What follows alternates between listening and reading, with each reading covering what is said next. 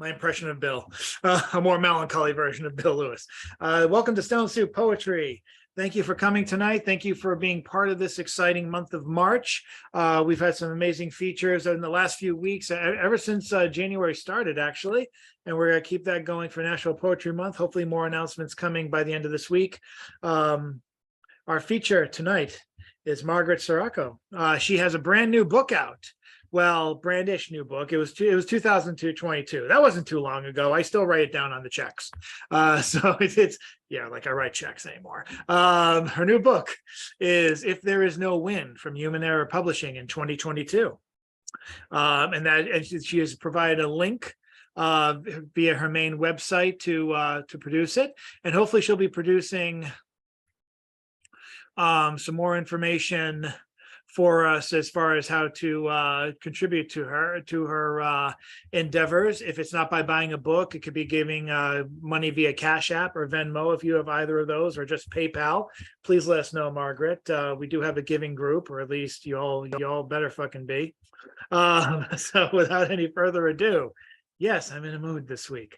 Let us go to the open mic list and the Ramdinator 5000 and see who we have selected. And for anyone who doesn't want to be part of the open mic, that would be easier. If you don't want to be part of the open mic, just text me via the chat. Otherwise, I'm going to assume all of you poets and artists all are going to be interested in doing so. So without further ado, our first pick tonight via Ramdinator is Jillian Powers, our legacy poet. And let's welcome her up right now.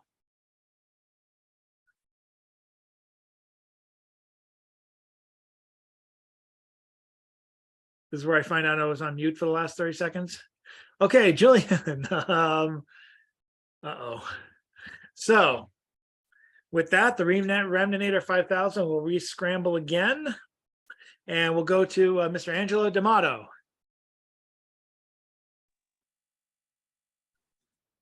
Hello, everyone. A couple of quick notes before I get to the poem. La Nausée is the title of a book by Jean-Paul Sartre. It's in the poem, it's shorthand for depression or just vague existential dread. And the poem references the film Hiroshima Mon Amour, which is a film that is an extended, well, it's a French piece, several decades old, that's like an extended meditation on making a spectacle of national trauma, the national trauma being the bombing of Hiroshima and Nagasaki. All right.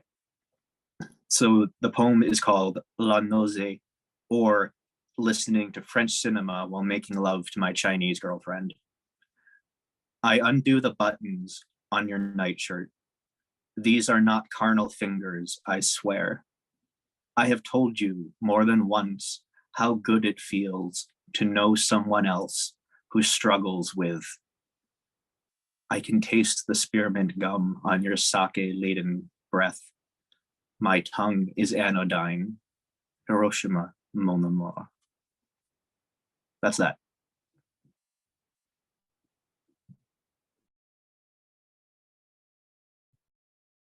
Thank you, Angelo. Because I'm sentimental about 5 minutes ago. I'm going to try and call Jillian again to see if she wants to read. I think I just saw an applause emoji, so hopefully she's there. I am, Chad. I'm sorry. I've tried to send you a couple messages. I'm not going to read tonight. Thank you, though. Oh, I'm so sorry. That's okay. Thank you. Very sorry. Okay. A lot of people abstaining. I guess abstaining from readings and just zooming to watch is the new open mic. So I can get it. I've had to cut down myself. So now the Ramdinator 5000 with the new list and the new mix. We're gonna go next to Alexander Perez. Hello, poetry friends. I appreciate you letting me read.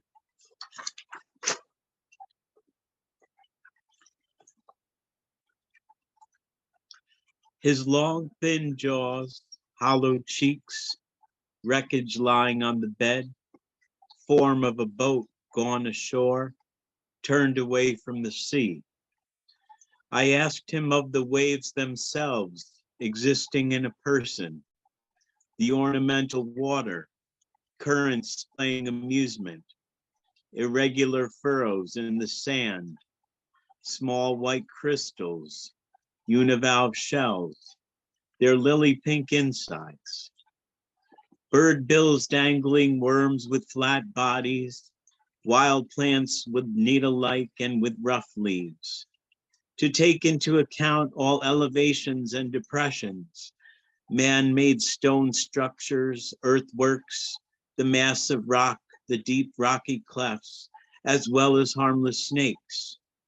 Show me the lamplighter lighting lamps, lovers of good fire, followed by a moon, a constant follower, one who rules over no territory. Higher strata clouds fading or ceasing to flourish, the vital part continuing for a lifetime. Finally, of the sun's downfall, the deep hole, dim stars. Thanks for letting me read.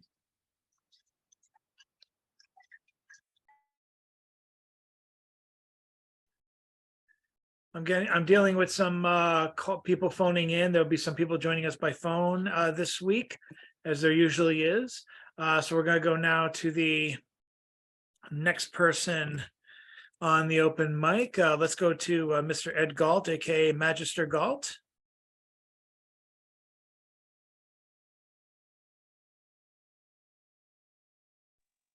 Thank you very much.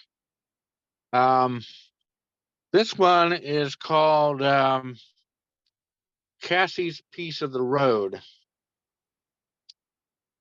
The sun had set on Jamaica Pond.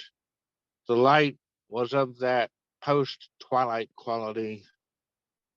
There were no more shadows. So I quit photography for the evening and found my wife and daughter on the other side of the pond. Cassie was walking. For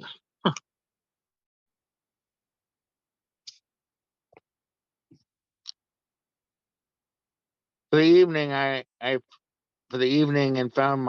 quit photography for the evening and found my wife and daughter on the other side of the pond. Cassie was walking aside her stroller with her mother, and Karen was trying to brush her hair so that I might take a picture of her on the bench. Toddlers rarely sit for pictures. Well, we gave up. We sat on the bench ourselves, waxing an adult chatter.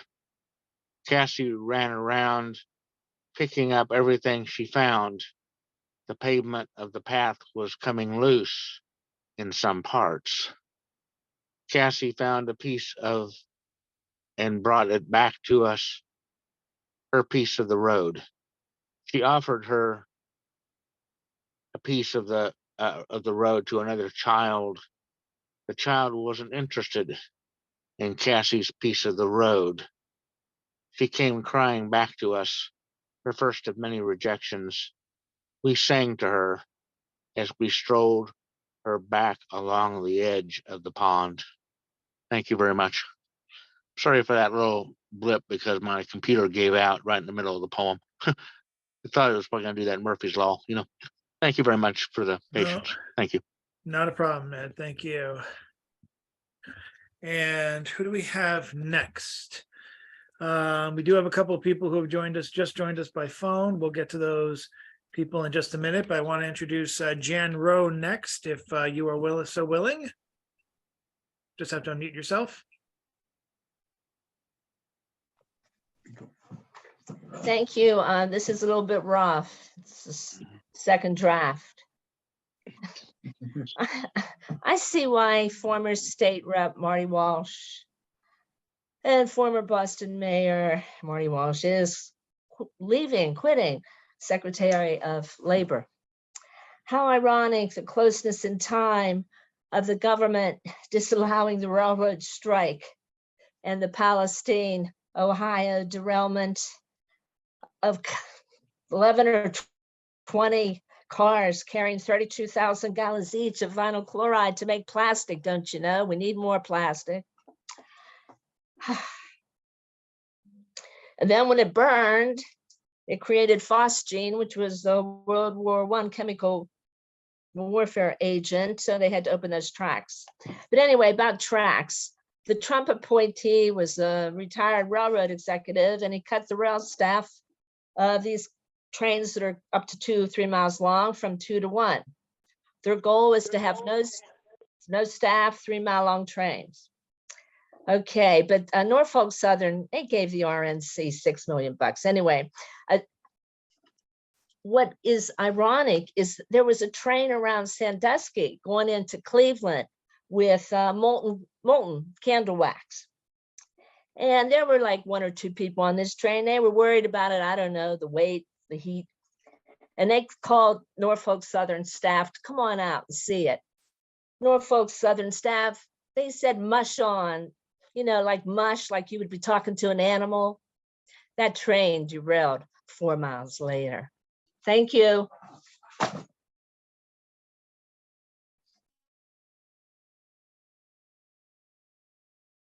Thank you, Jan.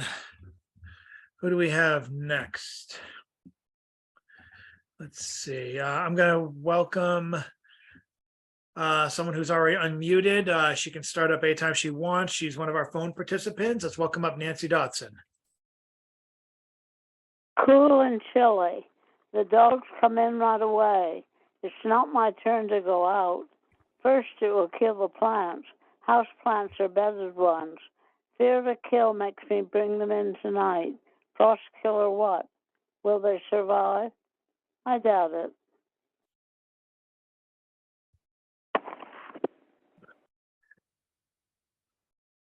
Winter, it goes on and on and on and on and on and on and on. What was I saying? Oh, thank you, Nancy. Let's welcome up next. Oh, again, people still coming on. This is fantastic. Who do we have next? Yes, let's welcome up Mr. Bill Lewis. Why, thank you, Chadford. Oh, I am so happy to be here. I wasn't here last week because I had to go down to Washington, D.C. to lobby our Congress people concerning the future of the Peace Corps. So I got half an hour talking to Ed Markey, just 3 of us, and then our senator, just crazy.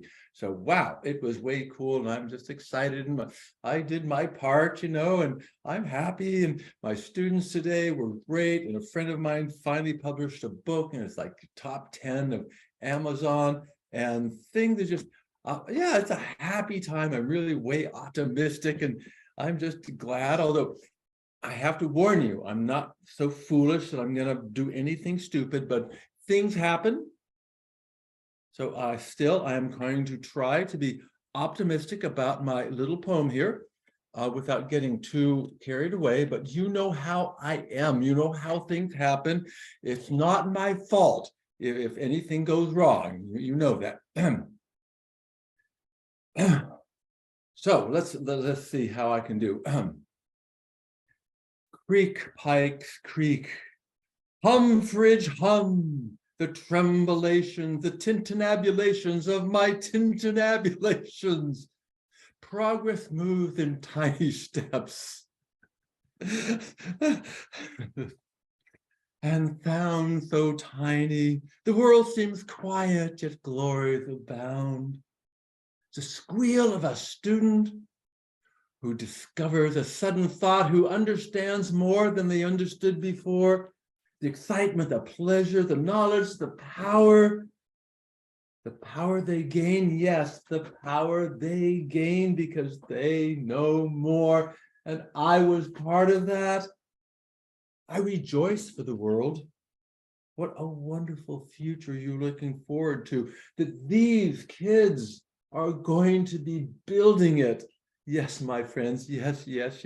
Let us rejoice, let us sing for the glories of what our own have done for us. build and create and love. Leave no one behind. You are your brother's keeper. Be firm, be kind. Now is our time. This is our story. So now in the future, people, they will talk about this as our time of glory.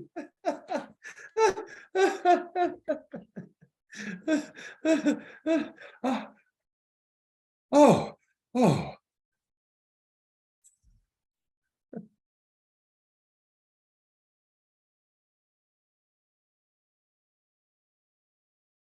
Thank you so much, Bill, and hallelujah. Also, Chadworth, really?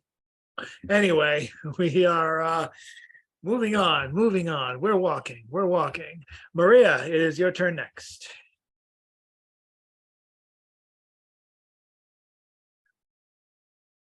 You just have to unmute yourself. There you go. There. Somehow it didn't. Okay, hi.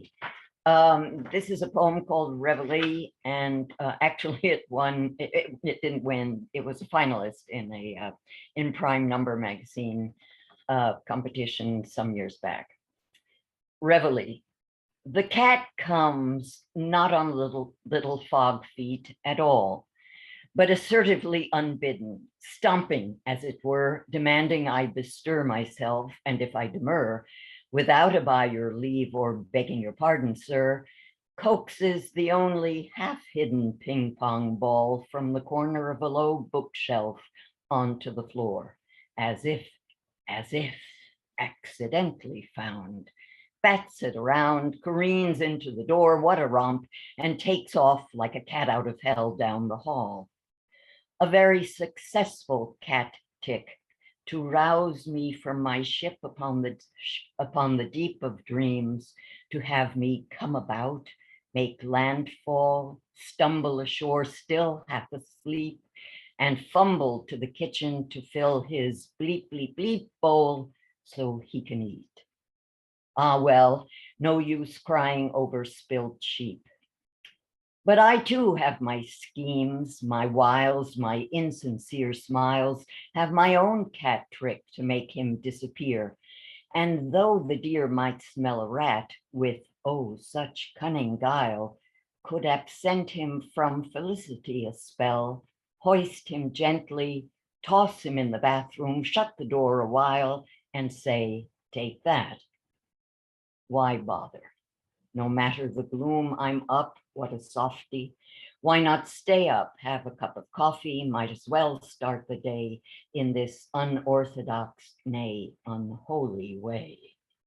But brat, was ever such a cat begat, little brat? Thank you very much.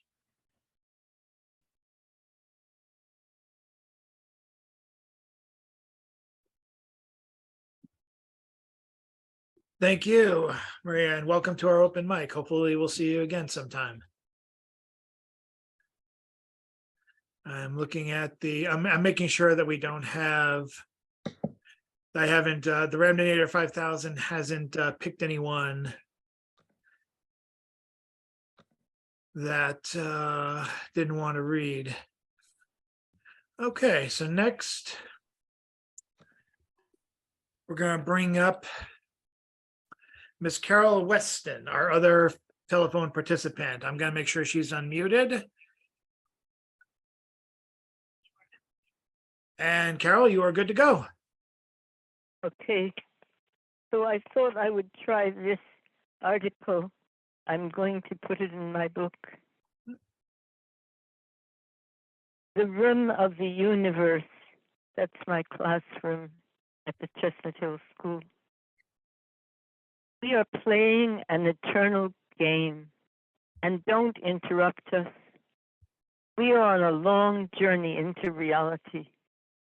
One question triggers another, until we have gone 5 times back to the beginning of the world in 10 minutes. Some take up stations, assembling a collection of favorite objects, and participate with one ear, and join the rest of us when they want to. We play, for that is to love where we are. All the things of the universe are our props, from the smiling cardboard sun to the deer skin to the Miocene shark tooth on the to the uranium ticking silently with alpha rays every 6 seconds. We are in a room that chain reacts from stalactites to mammoth vertebra to prehistoric horse bone, a room where distractions are attractions to some other realm of existence. The room began when the headmaster brought up 3 heavy wooden boxes. They contained natural objects left anonymously by teachers of the past, going back as far as 1860. Among the shells and stones were ammonite fossils, perhaps 225 million years old. They were curled and perfectly sutured as their descendants, the nautilus, and felt heavy in the palm of the hand. With them was a trilobite fossil, about 370 million years old, a large Miocene shark tooth of about 19 million, Nantucket Indian spearhead, and more. Since then, almost everyone in the school has contributed something to this room. The custodian brought a milk conch from Florida. One of the teachers brought her son's geological collection with halite and gypsum, crystals, and uranium. The 6th grade brought in a small bottle of pottery fragments of indefinite age from their archaeological search with their teacher several feet down in the playground, a part of their study of early man. The children aged 3 on up bring pine cones and bits of cement, rocks resembling arrowheads, and wood eaten by in radial patterns by the bark beetle in the woods. It is the collective effort that makes for the collective inspiration. A 1/2-inch magnet hangs from a thread, its iron filings aligned with the north and south poles of the earth. A meteorite fragment stands in its little box to the left of the door and is, except for occasional cosmic dust coming to us through the window from exploded comets, our only visitor from outer space. There is unity in reality, which assures that one need not have all things to represent all things to be continued.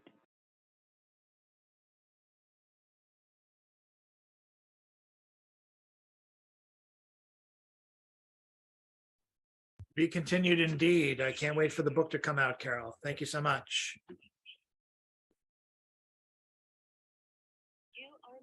And now we bring you poet, fiction writer, hard-boiled poet, I call him, Mr. John Wesick. Hi, so I guess I will continue my story from last time, War All the Time.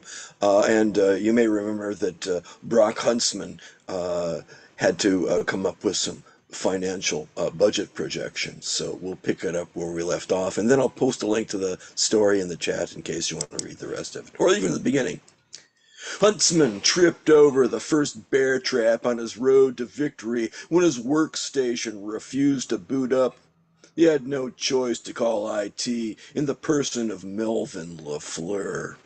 When they'd first met, Huntsman had sized up LaFleur as a passive-aggressive pedant who used his knowledge of TCP/IP, JavaScript, HTML, and God knows what the software guys were using these days to compensate for his small chin.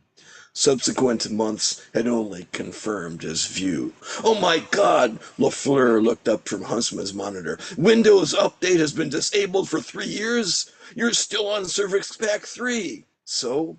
From Windows XP. What can I say? I like the classics. That just won't do. LaFleur began typing on Huntsman's keyboard. I'll have to update you to Windows 10 and Office 2119 immediately. When was the last time you ran a virus scan? Listen, LaFleur, I don't have time for your petty games. I have a job to do. Unlike you, I don't live in some IT ivory tower with your Python, R, structured query language firewalls and routers. I'm on the front lines every day, doing least squares fits, calculating prediction intervals, and coming up with cost estimating relationships. LaFleur curled his thin, bloodless lips into a snarl and glared at the monitor. The tension was so thick that you couldn't cut it with a 13th century Masamune sword. The antivirus software sounded a klaxon and flashed a skull and crossbones on Huntsman's monitor. Oh my God, you've infected the entire network! Huntsman smiled. So maybe downloading that accounting app from the Nigerian prince had been a bad idea, but now he had LaFleur exactly where he wanted him. Brock, Ms. Lauren Featherboa Axehandle let out an involuntary gasp when the last person she'd expected to see in human resources swaggered into her office. Her glance at his massive biceps and square jaw scrambled the language circuits in her brain. She fantasized about a real man, far superior to her Ned, who did his fair share of housework and always asked for her affirmative consent in bed. She wanted to smash the door to her safe room, shake her hair out of its bun, and run like a wild she-wolf, licking caribou's blood from her fangs. Please sit down. I want to file a harassment complaint. Huntsman opened the employee handbook to the section forbidding discrimination against those with communicable diseases on page 59 and set it on Lauren's desk. I'm all ears. Lauren leaned forward, exposing cleavage deeper than the Olduvai Gorge.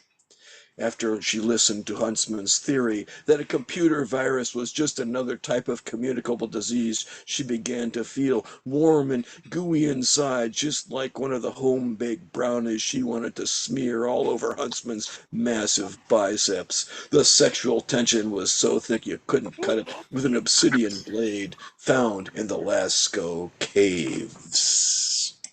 Willow, leave him alone if you don't want him near you. And I'll stop it there and post a link in the chat. Thanks, everybody.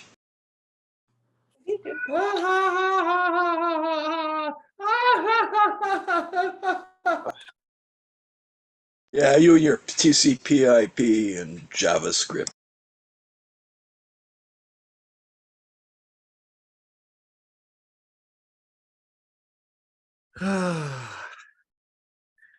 Thank you so much. If only my work day was like that.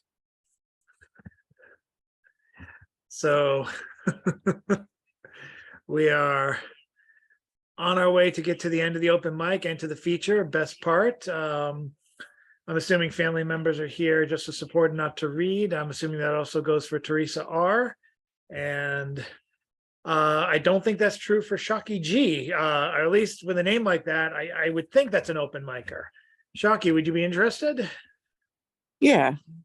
All And right. Terry Jertson definitely wants to read too. Don't let her trick you. Wait, who does? Teresa R. That's Terry Rose Jertson. Okay.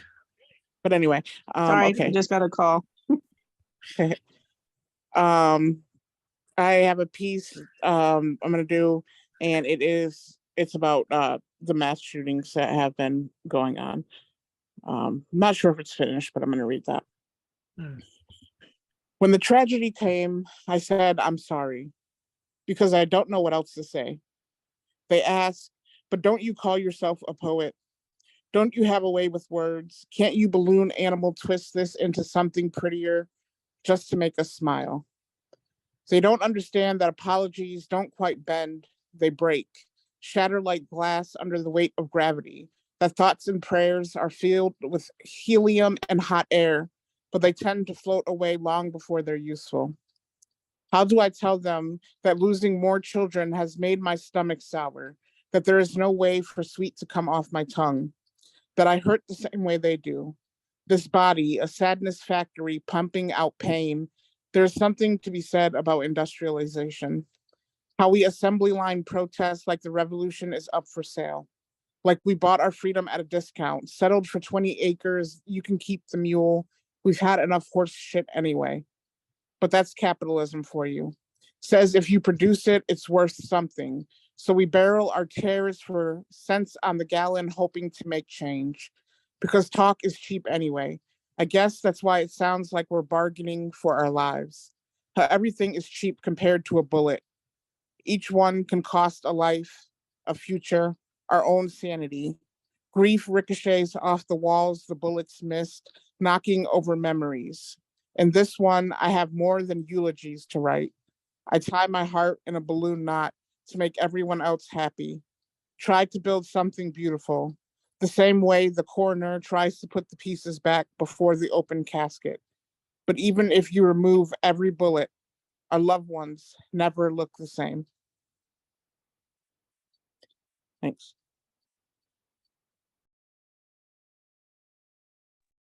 Thank you, Shockey. I knew with a name like Shockey G, it had to be at least a poet or an 80s rapper. Either way, I'm down. But up next, I guess I will take you up on, I will take up Shockey's dare and ask Teresa R. if she would like to read. Hi, yes. Welcome. Hi, I think it's my first time here. It must have been the wrong time or place, man-made time constructs aside, for my birth. Feeling ripped out of my safe place, my imagined happiness, and ripped off, like I was supposed to be born in a better space, like on an undiscovered planet. I have a nostalgic way of looking at things, like the way things actually were, having nothing to do with what actually happened. I have been waiting for humans to catch up to spaceships as regular mode of transportation for 61 years.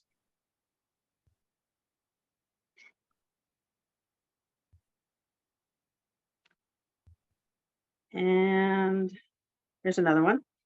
None of these are titles. I once heard someone say 99% of life is just showing up. All I can say is my percentage has been way off lately. My 99% has been devoted to lying on the couch watching reruns of Dead Like Me. I stopped trying to live up to the world's expectations, whatever they are. I don't care enough to know what they are. I'm a grown-up and I can do as I please. I waited most of my life to be able to say those words without repercussions and fight for my right to be happy doing nothing. You want one more, Shorty? Sure. Something I cannot, oh, sorry. This is called something. I cannot have nice things because my dog will chew it, or my husband will break it, or I will lose it. And that's why I can't have nice things. What good is anything anyway when you can't take it with you when you go? Thank you. Thank you, Teresa. And thank you and welcome to everyone who's new here, whether it's just to listen or participate. We have more online readings coming up and I hope you take part in them. And I hope you pay heed to our announcements, whether it's on another site like Voices of Poetry, which I suspect a lot of you came from or heard about this event from, or if you were, or if you're on the actual Stone Soup Facebook page, which is very easy to join. It looks like we're going to have an all open mic this coming Wednesday as part of the in-person reading, which is taking place in Boston at the Assemblage Gallery as part of the Floyd Point Arts community. But we'll be closing out March online with Francis Donovan, who I've been trying to get to read for a while. Been trying to get all the Lily Poetry Review crowd to read eventually. That's an exciting new journal if you haven't tried to submit anything to it or just pick it up and read it. Highly recommended. I believe Carol's book is coming out through there, or at least one of Carol's Camp Plan books will be coming out there someday. Fingers crossed. Up next, I'm going to give screen share permission in just one moment and welcome up Mr. Robert Fleming. There he is. Good evening. I'm Robert Fleming, a writer and graphic artist from Delaware. And today I saw on the Stone Soup Facebook a publication which I was not familiar with. It's called Molecule. And their text maximum is 50 words.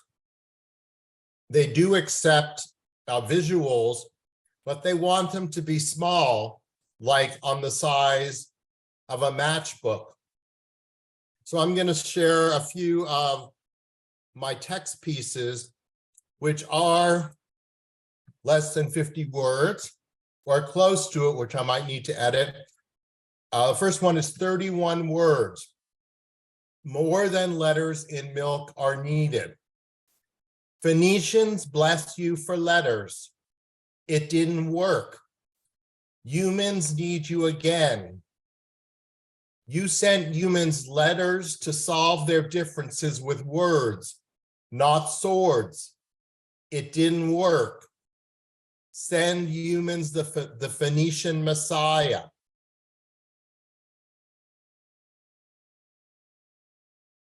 I'll share another flash fiction. This is 53 words, so I need to cut 3 words to get to 50.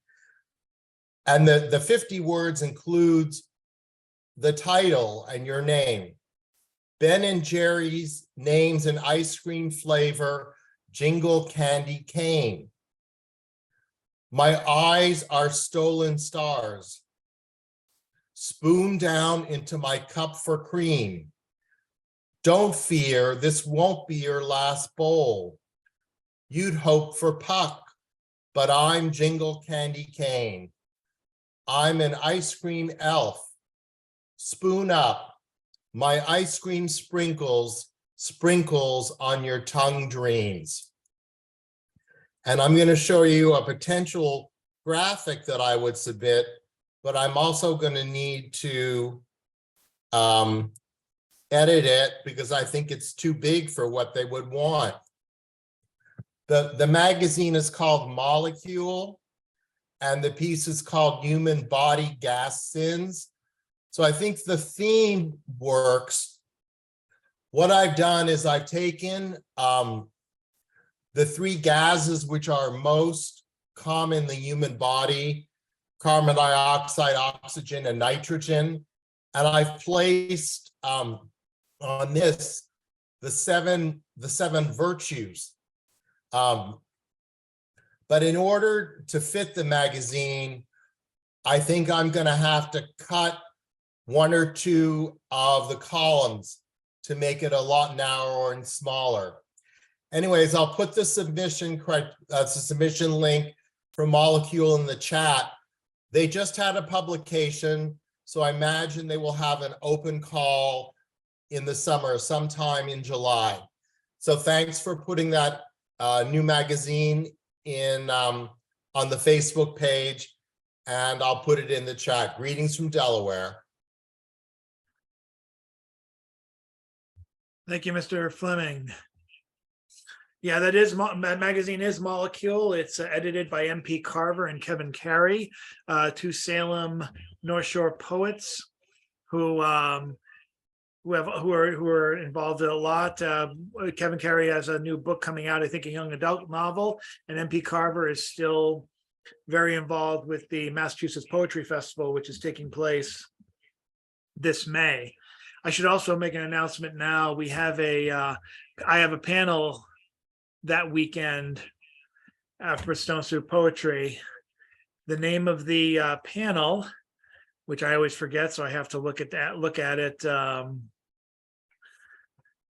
I swear I have to write on my wrist. It's called Bring Your Own Mic, The Emergence of Online Poetry Readings. And that ironically is going to be an in-person reading. We have one person who hopefully will join us later as part of the panel group, but the panelists so far are myself, Tony B, and Tim Gager, all of us who had to have either weekly events, or actually full-fledged event, like 3-day events, or classes done online during the pandemic. So it's going to be a lot of interesting information coming up. So I'll be looking forward to sharing more of that with you. And up next, I think we have one more person to go.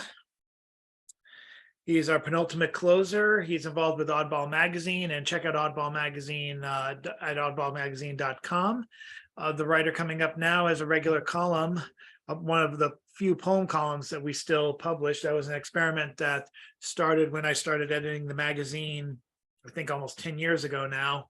And this person has stuck with it week after week. He was the first one I introduced in this format, and his work appears without fail every Thursday morning at 11 o'clock. Let's welcome up, that's 11 o'clock Eastern time. Let's welcome up Mr. James Van Looy. Okay, so I got a piece here, the previous conversation about mental illness. Made me think of this piece. Is for a guy who he actually just passed, but he actually died housed, and his name was Tommy. So this is called Tommy. I remember when he was out on the porch, lost in his addiction, battling demons and inner gremlins of abuse history. Well, I was in the falling winter night of extrapolating labyrinth shadows of tall structures everywhere, flickering late capitalism, doubts we'd ever or could ever even get out, until I saw him again in community. Somehow, my clutch of struggling humans coming from this mysterious process that saves souls out crying for truth and justice on the bare stone of cathedral steps. And there's a little song to go with this. Though April showers may come your way, they bring the flowers that bloom in May. So if it's raining, have no regrets, because it isn't raining rain, you know it's raining violets. And where you see clouds upon the hills, you soon will see crowds of daffodils. So keep on looking for a bluebird and listening for his song whenever April showers come along. Thank you.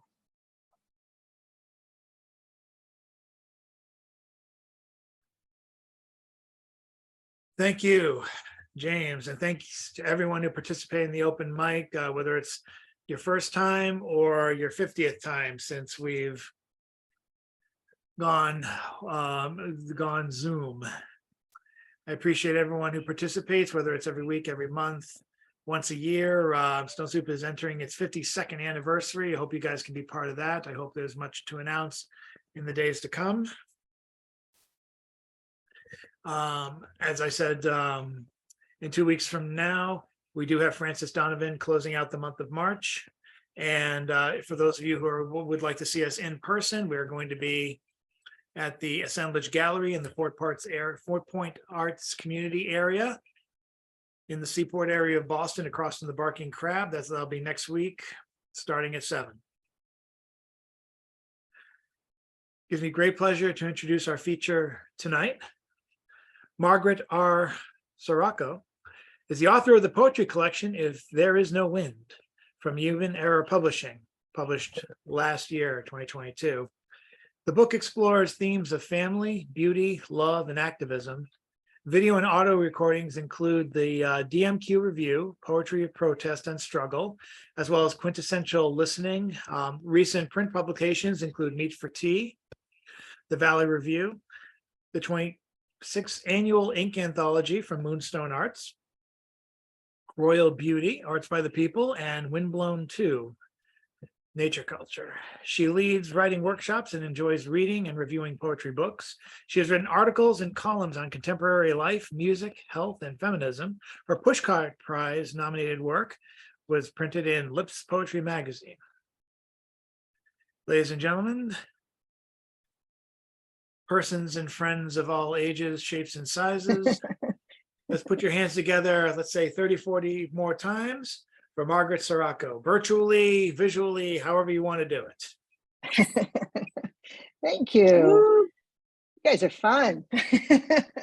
Thank you. It was fun to listen to everyone's poetry and fiction and articles before I got started, which was nice. So thanks for having me. You know, Chad, you introduced this as the Ides of March, so I have to talk about the Ides of March just for a little bit to set the tone. Some things I didn't know, but I know there's a lot of people on here, they probably already know this. The Ides of March are on the 15th of March, May, July, and October, but the rest of the months are the 13th. So everything has an Ides, but in Latin, it means to divide. So some of the months land on different days than others. And it usually was at the full moon, which it's not, because tonight is actually just waning half moon. And the Romans set the Ides of March to settle their debts. So you might want to consider that. So we all know that Caesar was assassinated on the Ides of March in 44 BCE, and Shakespeare takes a lot of liberties with how he reported that out in his play. But he was stabbed 23 times, and it was in front of 60 senators. And he was told by the soothsayer in the play to beware the Ides of March. However, in the real story, they were told like a month ahead to beware on February 15th for the next month. So there's like a lot of interesting things. And for me, that's so cool because, you know, we take life and we change it for fiction and plays and whatever. So Caesar, of course, said et tu, Brute, but he wasn't his most important friend that was trying to kill him. It was really Decimus. So there's all these interesting things that I found. And finally, in Dante's Inferno, no matter how bad Caesar was, he ends up in limbo. But Brutus, and I think it's Cassius, ends up in hell and dealing with a much more difficult fate. So that kind of sets the tone for what I'm going to be reading today out of my book, If There Is No Wind. And my kids should be on here and they're watching on Facebook or whatever, but this is my daughter's painting, which is really just quite beautiful. And I'll be kind of dipping in and out of interesting poems for the Ides of March, which is just a very interesting day. The first one is called Faith. The trail fraught with intertwined roots, sharp stones, poisonous undergrowth reaches for those treading its path. The hooting owl, the glowing eyes of a staring raccoon, the flap of a bat's wings forces me to move quickly, the night sky invisible through a dense canopy. In the dark, walking is clumsy, running treacherous, and the woods leave me, its nocturnal visitor, with trepidation. Head down, I feel the forest floor at my feet for what hopes to be safe passage. The end of the trail looms a distance that is not perceptible, except that it is. Looking forward, signs of danger open my mind to possibilities of navigating by faith. Even though the bat's flight keeps the rhythms of time with the beat of his wings. Thank you. Thank you. And this next one is really written about, it's a child in their bedroom when there's a storm outside, like we've been having wicked winds here. I'm from Montclair, New Jersey, and New Jersey's getting hit really strangely with these winds. But it's from the point of view of a tree that's outside of his window. It's called Eyes Wide Open. I am the branch outside your window in a storm, watching you. I stretch my twisted trunk, tendrils reach where my trumpet flowers once grew. Tap the window. Two small eyes stare at me, rounder and rounder. A gust of wind presses me back. Another gust pushes close enough to shatter the space between us. Tap, tap. I signal louder with each stretch. His eyes grow larger. I slap my heart-shaped leaves against the glass in terror eyes disappear beneath covered mounds, then screams, body bending, turning, contorting. Another, a larger one, runs in, shutters windows, my entertainment lost. Defiantly, I shake my pods and leaves onto the ground, layers of me spread for them to pick up. Thanks. Oh, yeah. Margaret, I just blew you some wind. Oh, thank you. This is about peahens and peacocks. If you've ever wondered about their lives together, which sometimes I just get fascinated about different things. It's called the mating dance. The peahen need not spray her colors as she waits for the peacock to dance before her. The exhibitionist fully fans his feathers, rhythmically flashing them to attract her, exposing multitudinous iridescent eye spots on his tail. The bigger, the better. The more eyes, the healthier and fitter their offspring. Whomever she accepts, he will play no part in rearing, no matter how much he pulsates, as he is only capable for wooing and pageantry, unsuitable for nurturing. His outrageous feather train sweeps the ground like a drag queen strutting their stuff on stage. He will move to his next conquest, attracting and seducing peahens, indifferent to his progeny and unfit for nature's camouflage. She, small, grayish plain, safely incubates her babes, patiently raises them, keeps them safe from predators, the females to be like her and males to be like him.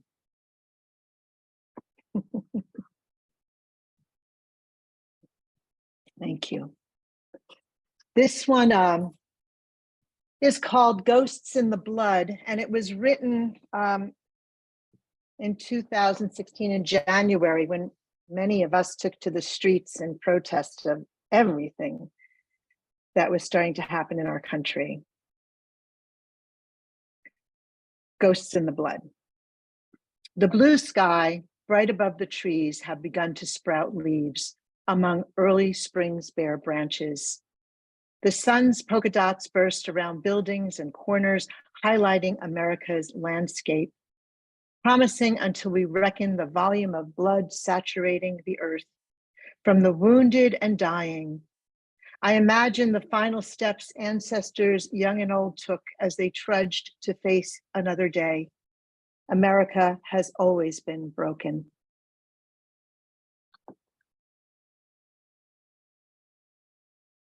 So the collection is called If There Is No Wind.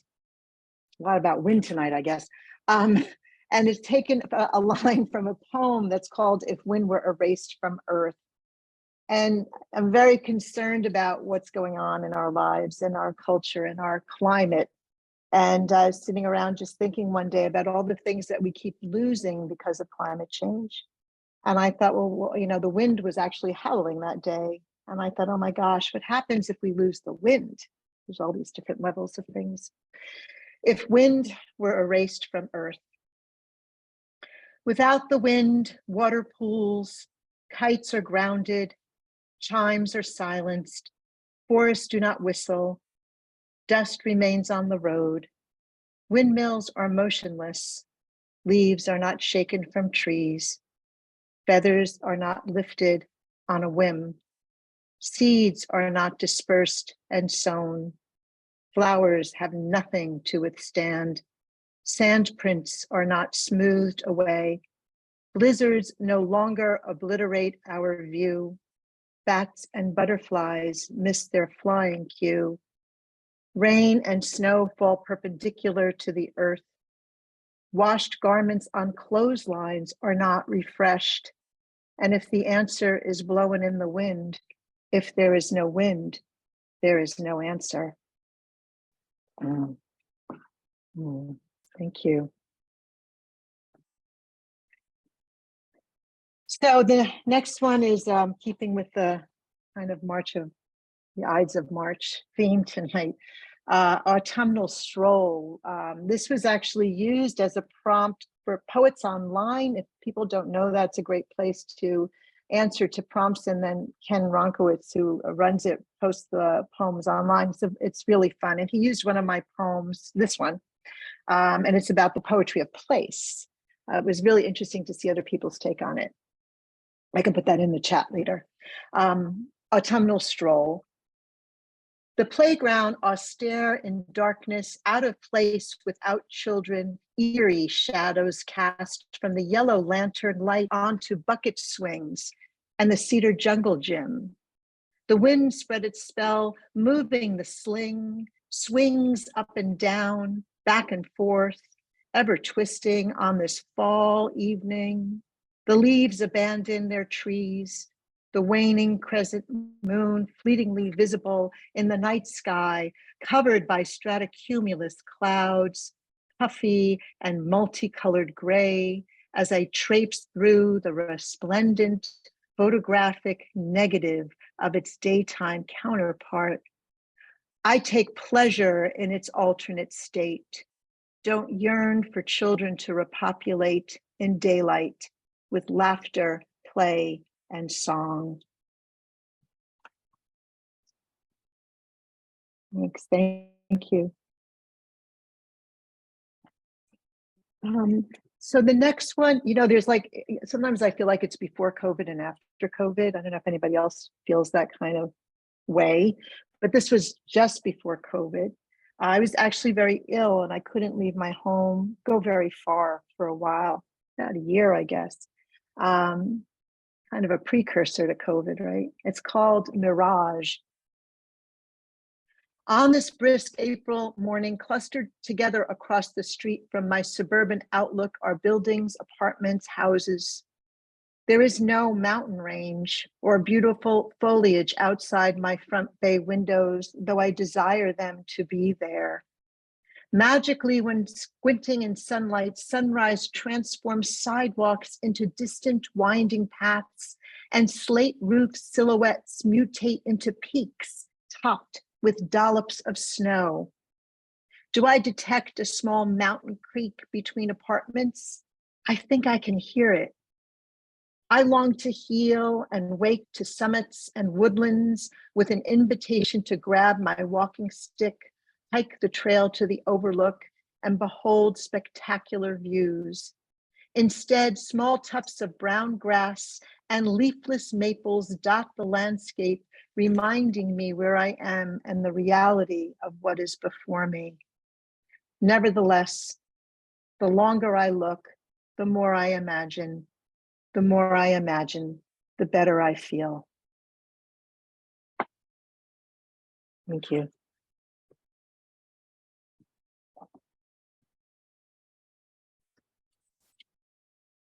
This is another nature-inspired poem. It's called My Next Climb.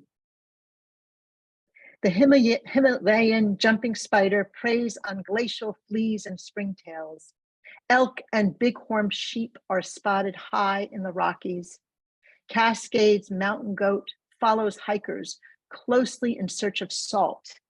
And the brewer's sparrow persistent staccato song heard in the Canadian peaks reminds me of you.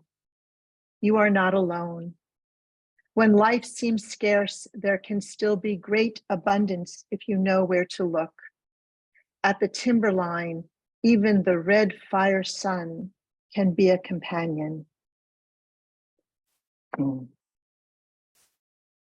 Thank you. So it's interesting, we've been talking about mental illness, and when we first started this, when this opened up and we were all chatting, which was actually really fun, relaxing, since I didn't know many people on the call before I got here.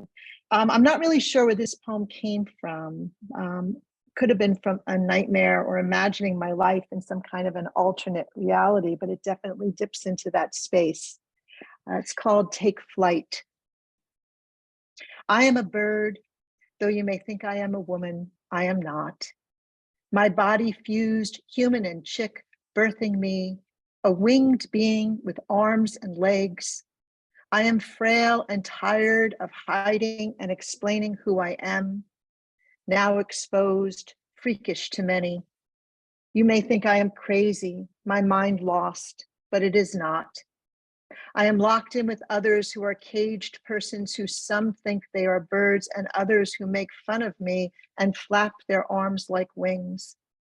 My unrefined and thinning plumage was more glorious than they could imagine, but theirs are not wings, and they are not birds, and they don't sport feathers, and they cannot fly. I am unable to reach the lofted windowsills because they have clipped my wings, pinning them to my side with my white muslin wrapped around me, difficult to even twirl, which can give some satisfaction. Hindered, I pull at fabric threads with my teeth and hold them in my mouth. How did I end up tied tightly together, dulled with drugs and earthbound? I was on a roof ready to fly, caught mid-jump. I was not too old to catch the wind, but they broke my run, tackled me to the ground. My feathered companions kept their distance. I warned them away. They know danger. Now I wait for a different kind of liftoff since I cannot escape. Death might bring me closer to the sky. Jesus tells me, she is my roommate who wears the clipped muslin dress wrapped tightly when she preaches too much, but swears soon I will reach the sky. She can see it. Thank you.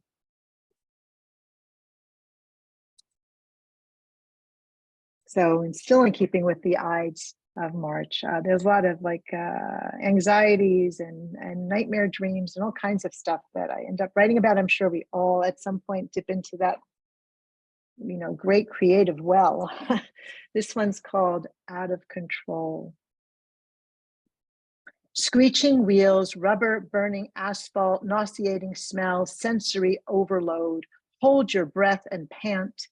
Body crushed by metal, aching, panicking, bleeding, breaking. Glass littering the landscape, barely conscious. One last look out a shattered window. On a tree branch, a solitary gray bird scrutinizes you. How long will it take before you reach your end?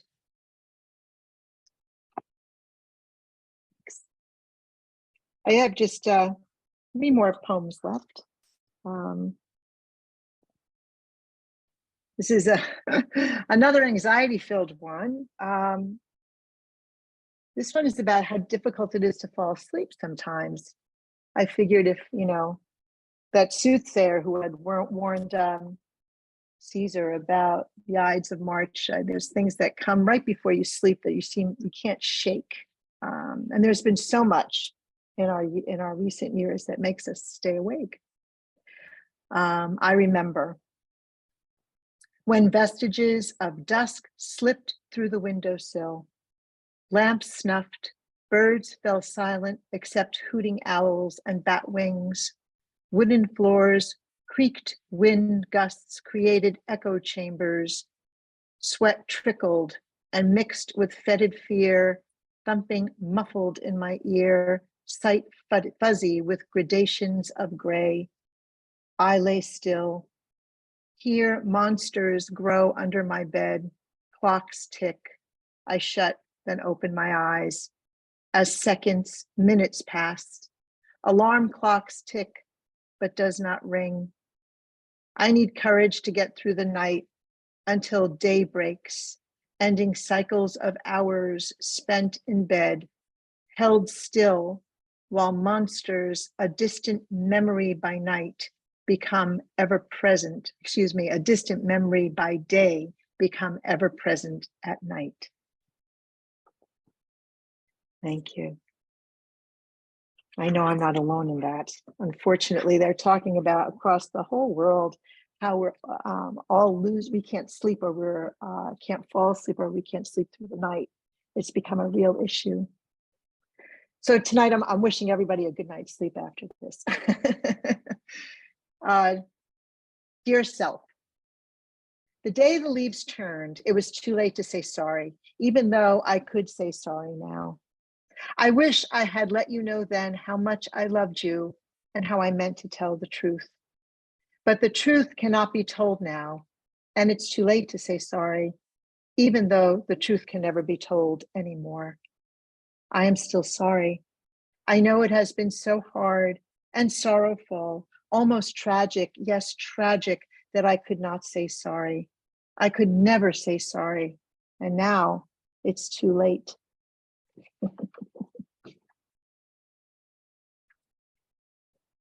The last two poems in the book are very short meditations. I do a lot of meditating and writing together. I am going to be teaching a workshop actually in the International Women's Writing Guild in July. It's called Quiet the Mind So the Heart Can Write, kind of bringing that all together. And before this last poem, just a couple of quick announcements.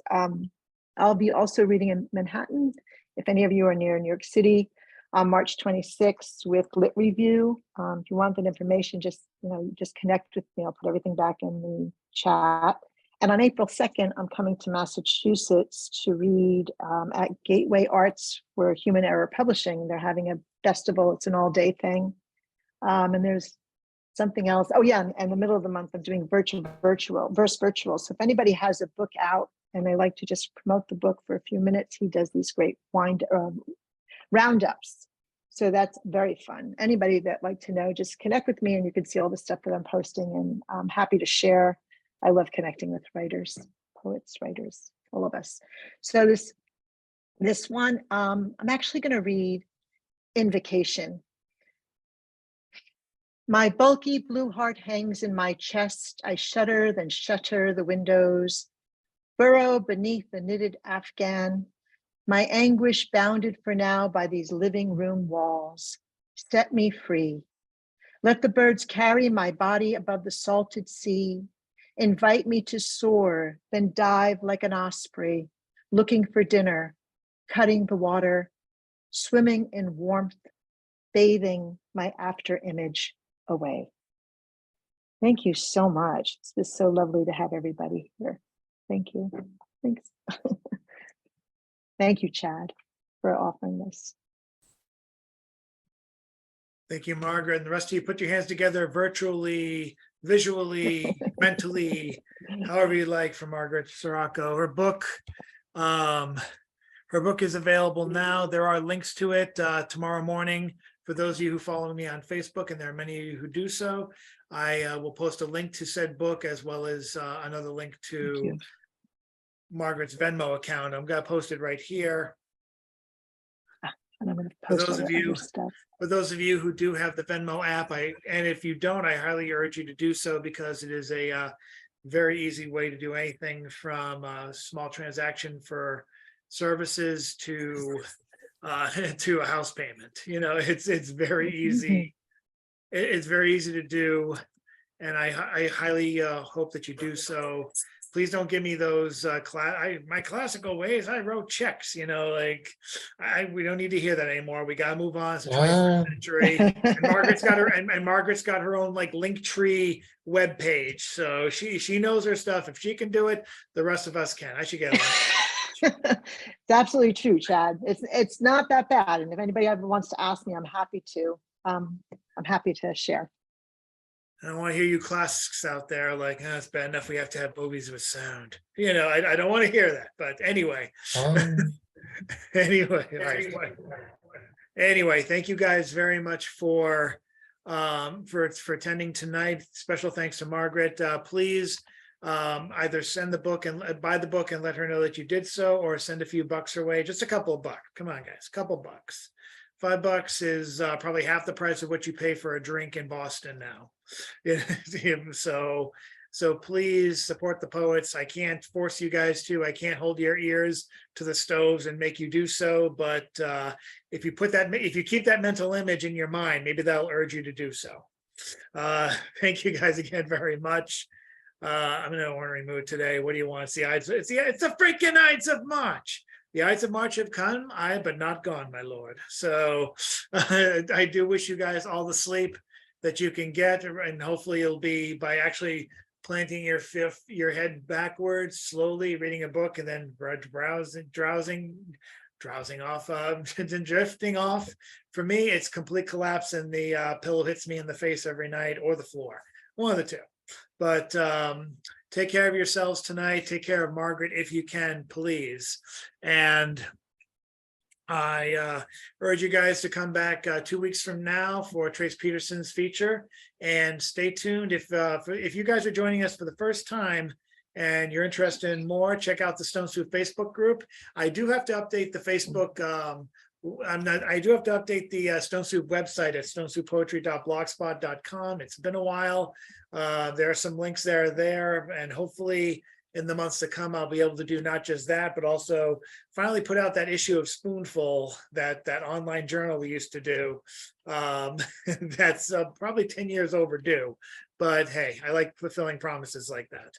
But so hopefully there'll be more updates to come, more announcements, especially for the 52nd anniversary, and hopefully more surprises and stuff dug up from the archives. I recently completed a major transaction with a friend, a documentary filmmaker, who is coming out with a film, hopefully this year, on the Church of Euthanasia. Don't look that up on a work computer. But he also did a documentary on Vermin Supreme. His name is Steve Odenkirk, and he helped transcribe a lot of stuff I had on VCR tape to video. So some of that's going to be showing up in the weeks and months to come leading up to the anniversary. And hopefully we'll have some really big announcements to make as well in the days to come. So again, thank you again to Margaret. Take care of her. I'll be making, I will be repeating that tomorrow. For those of you who are on video, it's time to do the wave. This is the Ides of the Waves of March. Saying goodbye. Thank you. Thank you thanks for all so your much, good Chad. sports. Be It well, could be like this everybody. every week, guys. All we need is you. Take care of yourself. Take care of someone else. Have a good night. Good night. Show's over. See you next time. Good night.